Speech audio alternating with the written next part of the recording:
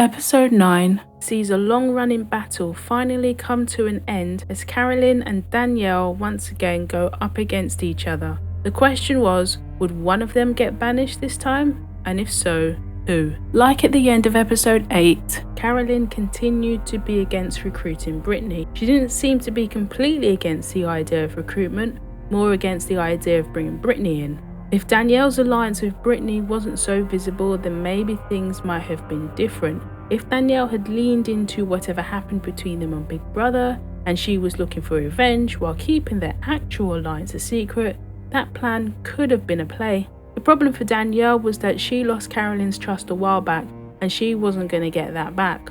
Was there ever trust to begin with?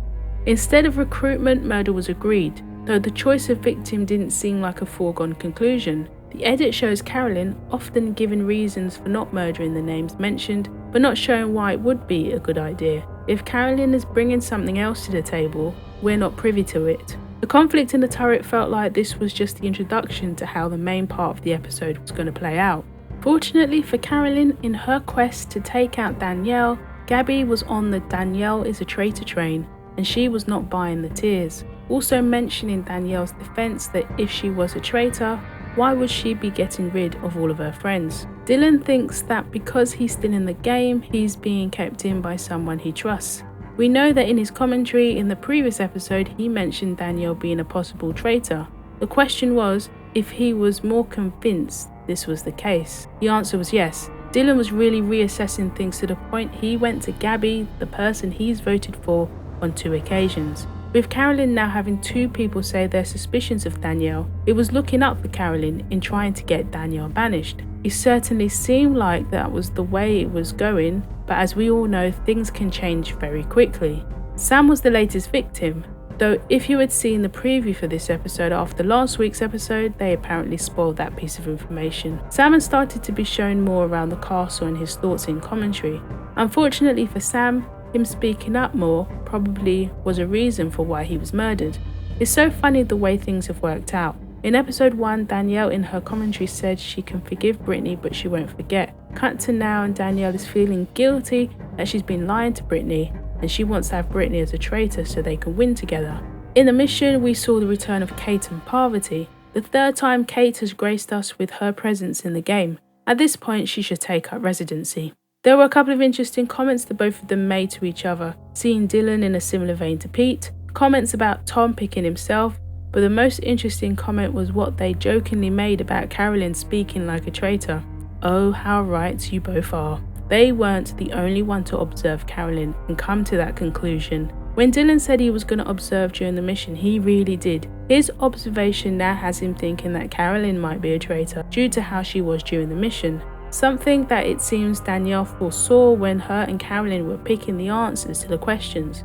At the start of the roundtable, it really was a waiting game to see who would act first. I didn't think Danielle would say anything unless Carolyn threw in the first blow, and that ended up happening. Despite the initial comments from Ivar getting things started, there seemed to be reluctance to engage in presenting a case against someone. Once it really got started, it was very clear that the only topic of conversation was Carolyn and Danielle. Throwing in the Forrest Gump reference was a bit of a low blow by Danielle. You don't know what's real in terms of physical or neurological reasons for how someone is, or what is being played up for the game.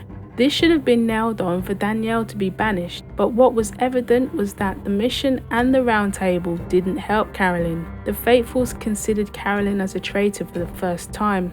This roundtable had the most potential to be a tied vote. Dolores and Tom were in their own little world by voting for each other, while the others were grappling with either voting for Carolyn or Danielle. With 4 votes for Carolyn and 2 votes for Danielle, Carolyn was the 3rd traitor banished. Danielle's dramatical reaction after Carolyn's banishment shouldn't have made me laugh, but it did. I don't know why it was extra funny when I paused it and it so happened to land on her in the corner with her hat poking out. I thought that if the Faithfuls didn't banish Carolyn but went for Danielle, then Carolyn was going to win the whole thing. Going after Danielle was Carolyn's undoing, but also this mission didn't help Carolyn either. We don't see the full roundtable, but there were other things Carolyn could have mentioned that might have swung in her favour. With Danielle remaining, I think the Faithful have a better chance because many have already suspected her. Gabby sees parallels between Carolyn versus Danielle and Bob the Drag Queen versus Rob, questioning if the same thing just happened with a traitor versus traitor battle at the round table. It's really surprising that Danielle is the last of the original traitors left. I thought that giving up multiple opportunities to win the shield in one of the missions would be a red flag. Not being afraid of murder to do so would usually be a bad move, but that and the theatrics haven't seen her banished yet. Danielle has to blackmail a Faithful and she went with the most obvious pick, Brittany. Even Brittany thinks it would be too obvious to pick her if Danielle is the traitor. While we don't know yet if Brittany has accepted, this plan to have both Brittany and Danielle as traitors won't work out well for at least one of them. I don't see them both winning. They have both been suspected, but now it's more heavily against Danielle.